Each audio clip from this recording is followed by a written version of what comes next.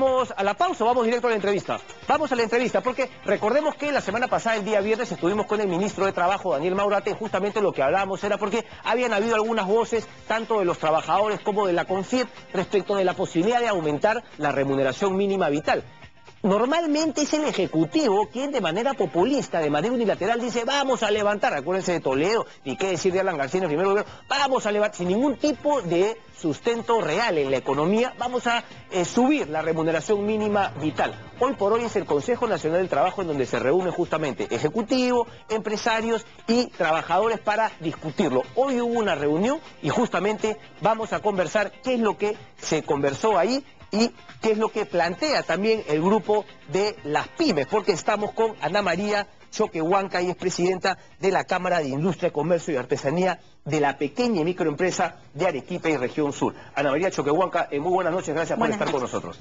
Cuéntenos un poco, ustedes estuvieron hoy día en el Consejo Nacional de Trabajo, ¿cuál es un poco su posición? No, nosotros no estuvimos en el Congreso, en el Consejo Nacional del Trabajo y referente a ese tema, por ejemplo, no nos sentimos representados. Allí hay una persona que está muchos años, bueno, eso lo vamos a cambiar porque tenemos que estar más activos y reconocemos, hay que hacer un mea culpa, dejar pasar.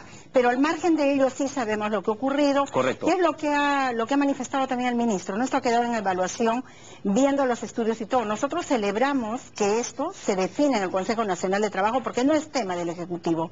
Esto es por ley, se tiene que hacer desde el Consejo Nacional del Trabajo. Pero creemos también que, por ejemplo, sí es cierto lo del populismo. Medidas populistas no caben aquí, aquí caben realidades. Y la realidad es una, la recesión del mercado, la involución de las pymes de un aspecto de formalidad hacia la informalidad nuevamente se está dando y esto pues no debe pasar. Nosotros no estamos de acuerdo con ningún incremento.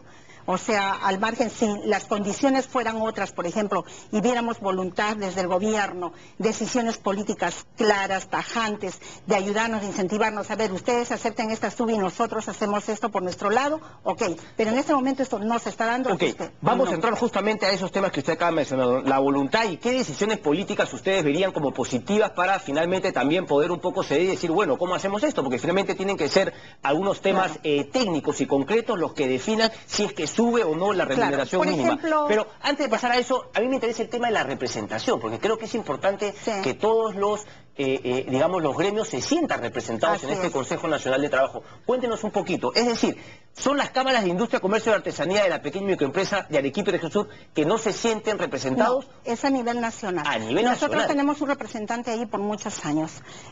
¿Bajo qué circunstancias? Nosotros no sabemos. Estamos tratando de que nosotros tener un representante nombrado por nosotros y que esté allí, porque nos estamos reuniendo aquí en una mesa de trabajo en Lima. El día de ayer hemos tenido una reunión y el acuerdo ha sido ese. Cuando dicen ustedes, ¿son quiénes?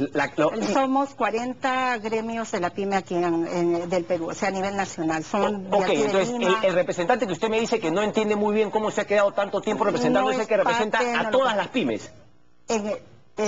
Teóricamente, en el Consejo Nacional de Trabajo. Pero ustedes, por ejemplo, nunca han votado, esta cámara que usted representa. No, ni siquiera lo conocemos. O sea, sabemos, tenemos referencias de que el señor tiene o creó un gremio hace muchos años, 20, 30 años, pero ahí, hasta ahí, ¿no? Entonces... ¿Hay muchos gremios, digamos, al interior del país que no se sientan representados por esta persona?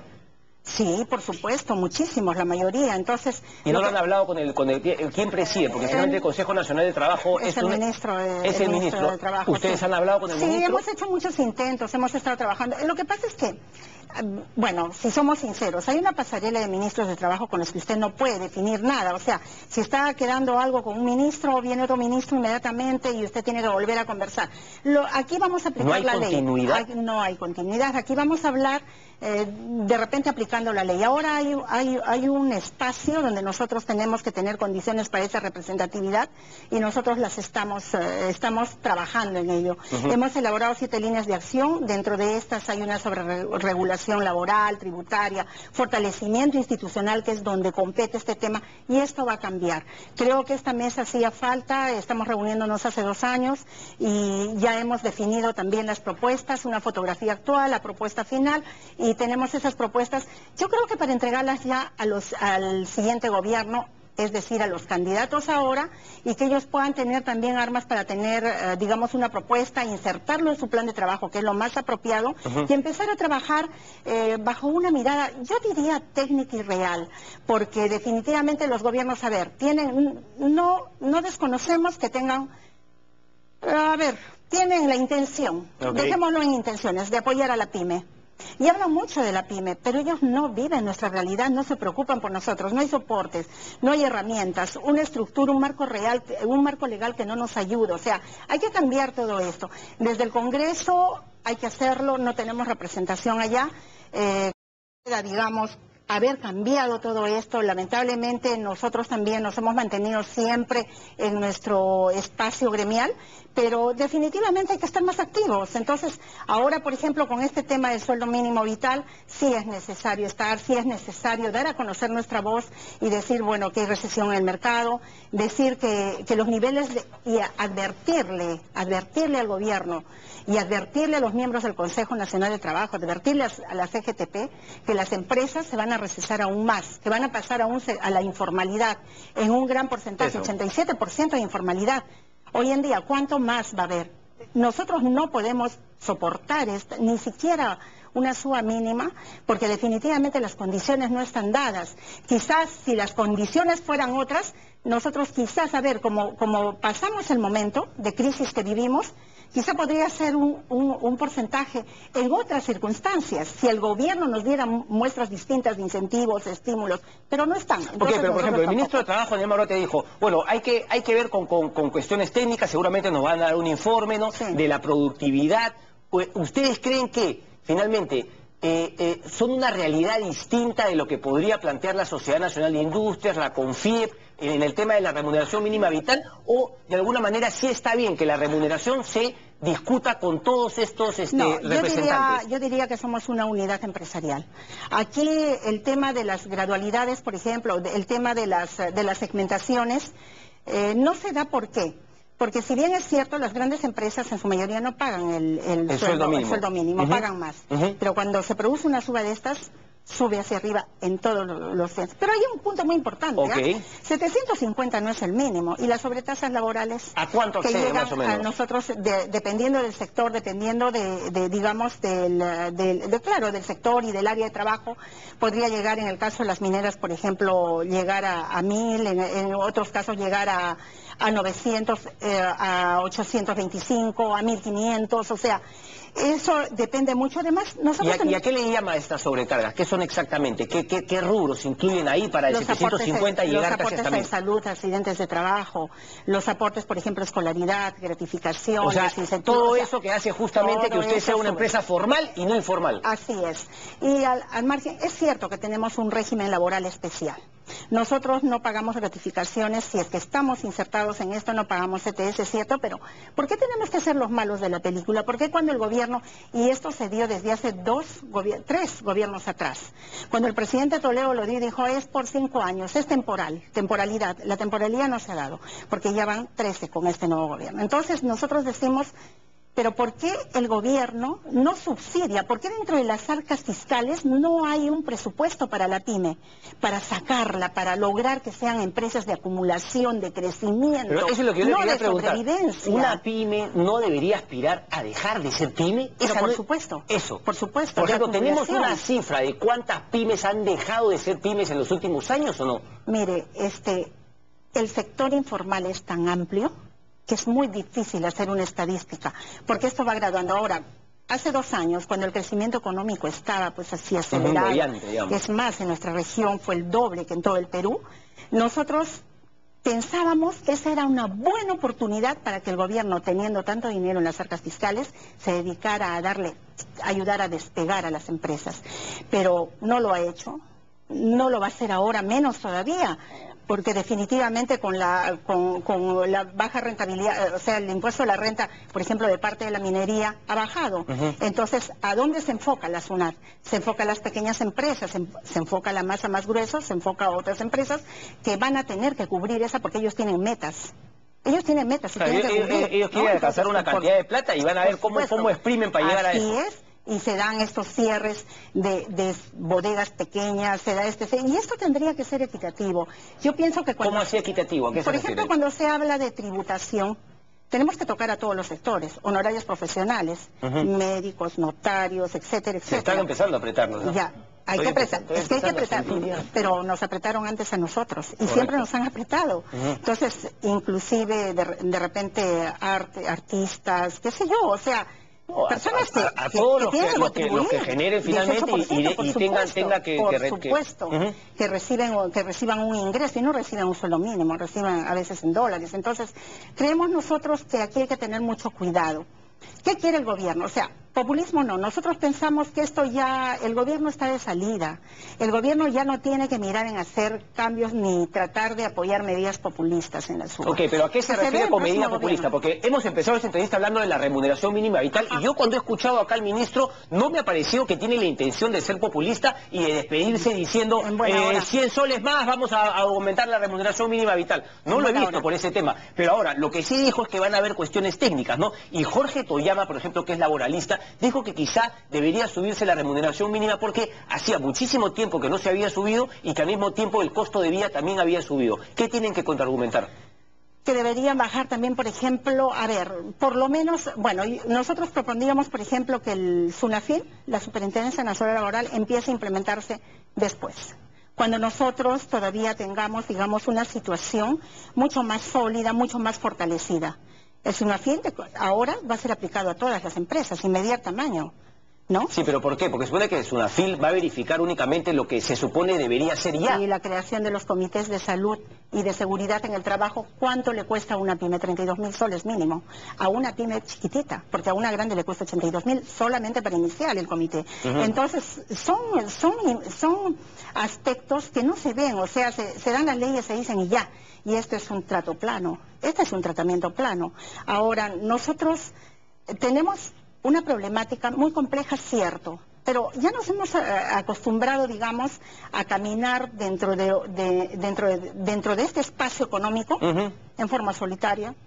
Nosotros caminamos solos y damos muestras de que queremos al Perú porque nosotros aportamos, seguimos trabajando día a día, seguimos generando empleo. A ver, justamente, Ana María Choquehuanca, ¿cuáles serían esas cuestiones que ustedes esperarían que el gobierno ayude, como usted dijo, finalmente para hacernos despegar y por ahí, en unos cuantos años, un porcentaje importante de las pymes dejar de serlo porque han pasado ya a un nivel superior de facturación, de producción, etcétera? ¿Por qué cuando las micro y pequeñas empresas, por ejemplo, nacen, no tienen un soporte de apoyo dentro de la legislación tributaria, con una diferenciación de 1, 2 o 3 puntos? Nunca se les ha pedido más, nunca lo han considerado tampoco.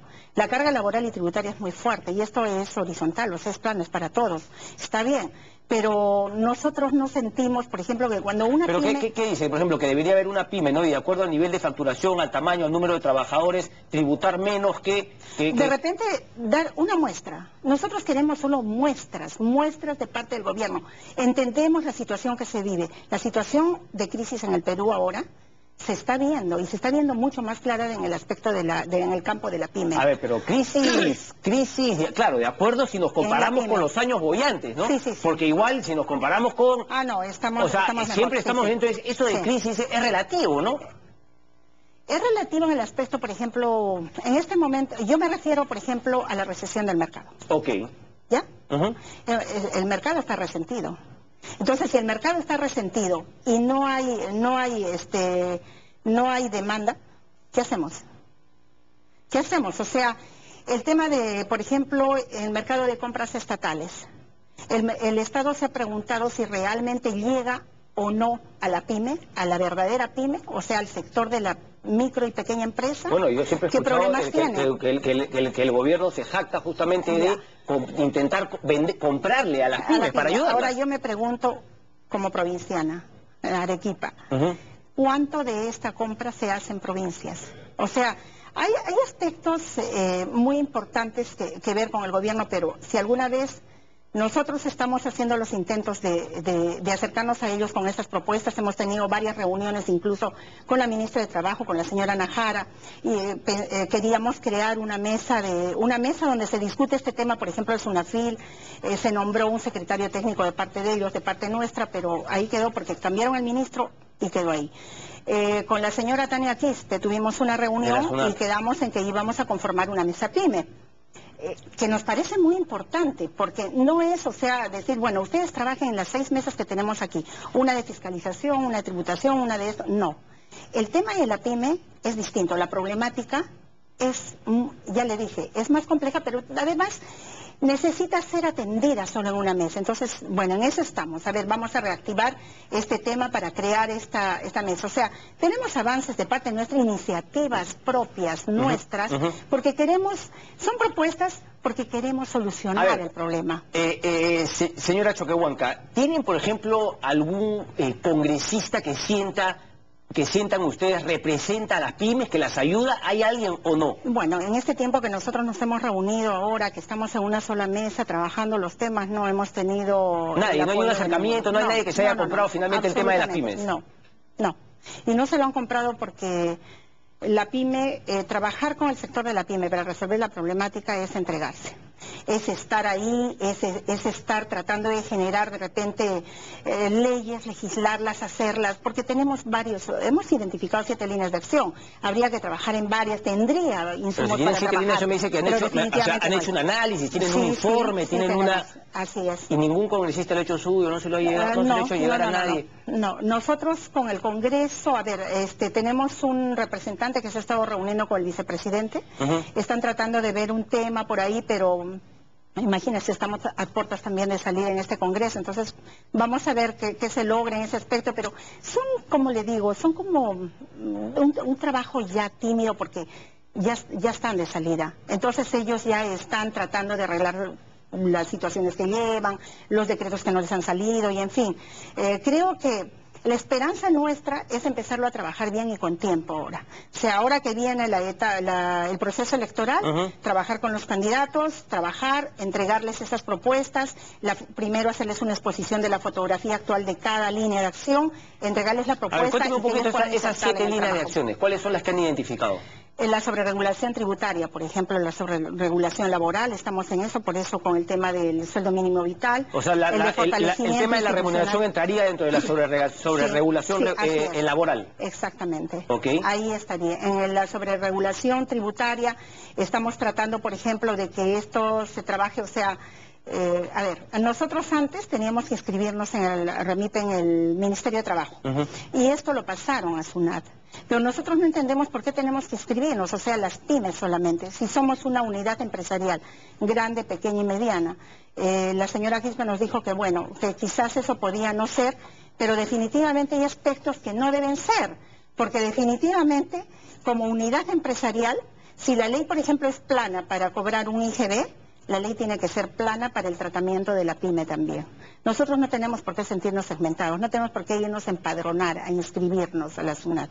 Entonces, lo que ya tienen nuestro RUC, entonces queremos un tratamiento igual. Si nos van a tratar de igual manera en aspectos de tributación, en aspectos laborales, lo menos que podemos esperar... Me parece justo, pero una vez que les dan eso, entonces ya no podrían pedir justamente ser tratados de manera distinta. No, pero si van a ser tratados, digamos, igual que los grandes, que los medianos, pues para que sea para todo. Por supuesto.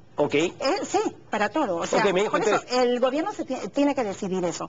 O nos tratan de una forma horizontal como unidad empresarial, o nos tratan de una forma especial como pymes. Y me da curiosidad, ¿les ha dicho cuál es el argumento para tratarlos en algunos casos como pymes y en otras no? No, absolutamente. ¿Ningún sustento técnico, nada? Nunca. Yo pienso que es porque a nivel de la región de América Latina, bueno, la pyme siempre es, digamos, la vedette de todas las economías, pero estas vedettes tienen incentivos, por ejemplo, de las arcas fiscales en Brasil, tienen acompañamiento del Cercotec, de Emprende Chile, qué sé yo, en el sur, o sea... Podemos dar muchos ejemplos de otros países, pero todos tienen un presupuesto propio para trabajar con el sector. En nuestro sector, ¿a qué nos hemos acostumbrado aquí en el país? A que, por ejemplo, la cooperación internacional trabaja el tema de la pyme. Entonces, como no hay resultados de impacto aquí en el país, cuando se hace un proyecto ya no hay seguimiento, se termina el proyecto y se acabó. Entonces empieza el proyecto, se termina el dinero y ahí queda. Entonces, ¿qué hacemos de la pyme? Ya no hay una segunda etapa. ¿Por qué? Porque el proyecto se terminó. Lo que no ocurriría si esto fuera un seguimiento de parte del gobierno. Si trabajáramos con dinero del Estado, con dinero de las arcas fiscales en estos proyectos que tienen que ver con el fortalecimiento o el crecimiento de las pymes, esto tendría un seguimiento, porque obviamente es el Estado. No, pero obviamente es que yo quiero, o sea, desde mi punto de vista, la pyme debería ser, digamos, el primer paso para luego dejar de ser pyme. Esa debería ser la motivación del Estado. ¿Cómo ayudo yo? Y dar paso justamente a ayudar al crecimiento. Así es. Bueno, usted me ha hablado de dos líneas, ¿no? La sobreregulación laboral y la tributaria. ¿Cuál es más? El fortalecimiento institucional. ¿Por dónde pasa eso? El fortalecimiento institucional pasa por la formalización de nuestros gremios también. Trabajar por eso esta mesa en el fortalecimiento... Bueno, pero eso pasa, por ejemplo, que usted sienta que tiene representación en este Consejo Nacional de Trabajo. Tienen que ponerse de acuerdo y ni una persona se puede y rogar el decir, bueno, yo represento a todas las pymes y finalmente... Sí, no solamente en el Consejo Nacional de Trabajo, en el Salud, en el FOGAPI, en PROMPERÚ, o sea, en todos los espacios. Pero me dicen donde hay un representante de pymes, tiene que haber un representante de pymes, bueno, nombrado por nosotros, al final nosotros no somos... que tienen que estar unidos, ¿no? Porque finalmente tienen que... No, pero estamos logrando esa unidad. Mire, fíjese que estamos trabajando también con gremios formales. Ahora nosotros por ejemplo, para crear nuestra Asociación Nacional de Gremios PYME Perú, estamos pidiendo la vigencia de poderes. ¿Por qué? Porque esa es como una debilidad. O sea, hay presidentes que están 20 años, 30 años en el mismo cargo.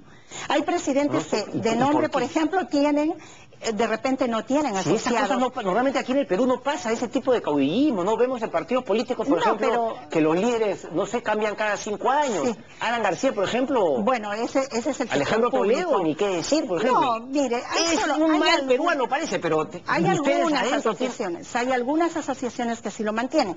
Pero entonces para eso tenemos una vigencia de poderes, tenemos que estar nosotros, en primer lugar, para hablar de fortalecimiento, tenemos que hablar de que estamos vigentes, de que cumplimos también con las leyes, ¿no le parece? Tal cual. Entonces tenemos que tener nuestro registro en SUNAR, tenemos que tener un RUJ en SUNAT, y tenemos que estar vigentes, el presidente, su consejo directivo, y tenemos que tener el respaldo de asociados también. Entonces, esto es fuerte, esta institución, Estoy de acuerdo, institucionalidad. Claro. Punto 4, de esas 7 líneas, faltan 3. Financiamiento. Ahora, financiamiento por parte de quién, porque no puede ser subsidio del Estado, o sea, tendría que ser usted poder acceder a los créditos. Es el tema financiero. Es el tratamiento, por ejemplo, de la regulación que debe haber en la Superintendencia de Bancos y Seguros.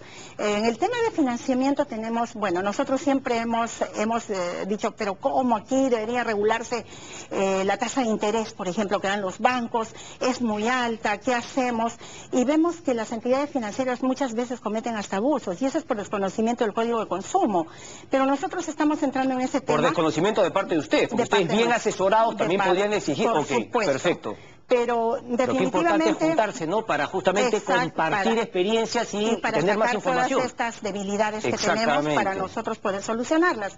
Ahora sabemos que no podemos regular el interés, por ejemplo, de la banca, porque hay libre mercado en el Perú. Entonces, simplemente lo que tenemos que hacer es pegarnos allá. Muy bien, yo tengo conocimiento perfecto, pero existe un código de consumo.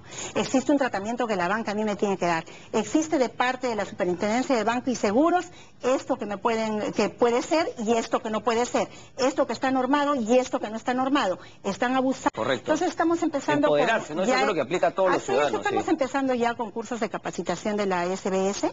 Ya hemos hecho un convenio con ellos. Yo creo el día 20 tenemos la firma de varios convenios también. Entonces... Déjeme preguntarle, ¿no hay ninguna entidad financiera, digamos, que haya visto más bien en las pymes, no un sector al cual no abusar, como usted dice, sino más bien asociarse no hay cajas que han visto el potencial de las pymes? ¿No hay eso?